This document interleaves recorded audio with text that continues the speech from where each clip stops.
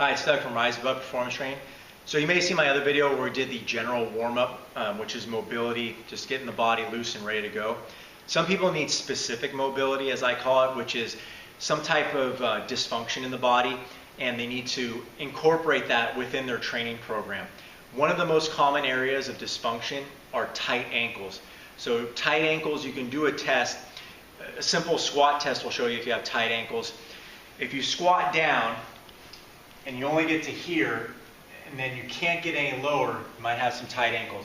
If you're able to squat down and get into a full squat, it should be okay. A lot of people will get here and their body has to manipulate or shift forward to get all the way down. You can put plates under your feet and then you can do your squat with a slightly elevated heel raise, and that means you need a little bit more flexion on your ankles to get a little bit more depth in the squat, but also when you're playing sports, running, things like that, you want to have good ankle mobility.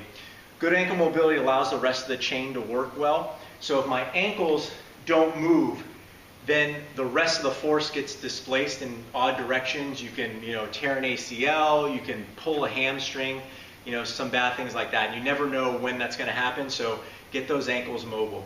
So I'll show you a few basic ways that we mobilize the ankles specifically to get them to be better than they were. One of them is that general warm-up, but I might just do more ankle glides. So we did the rotational one. I'm just going to do ankle glides, and it's just pushing forward and back.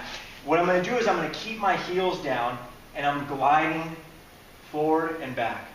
So I'm shifting my hips forward, keeping my heel down, and back. Specifically for myself, my right ankle is not the same as my left, so I do a lot of right ankle work.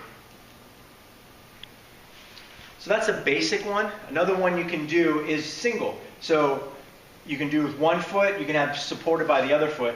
During the day, what I do is I tend to just shift.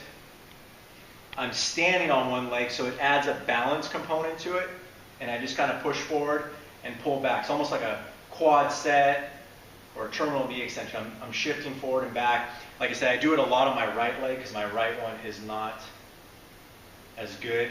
My balance isn't good, and my ankle does not mobilize as well. So whenever I'm limited in my squats, it usually comes from this ankle. The other ones we do a lot of, and I think it's a kind of an underrated exercise. People think it's more like a glamour type exercise, like a bicep curl or calf raises. I can't stress how important they are. We don't do them heavy. Sometimes we hold a kettlebell on one side, but I just usually have my athletes hang off an edge and just simply perform calf raises. Drop down and then squeeze up, mostly towards their big toe, making sure all their toes are down. Get nice and high, dropping down and high. You can do variations of this once they get better. You can do a single leg version. I don't do a whole lot of these, but I like the double leg version. Just make sure that the knee's not collapsing or caving in. You got to keep it over the toe. And you can use this for support. No reason why you should be off balance and struggling with this, but you want to get the ankle moving.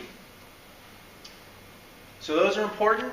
Give them a shot, get your ankles mobile, and you'll watch your squat and your athletic performance get a little better.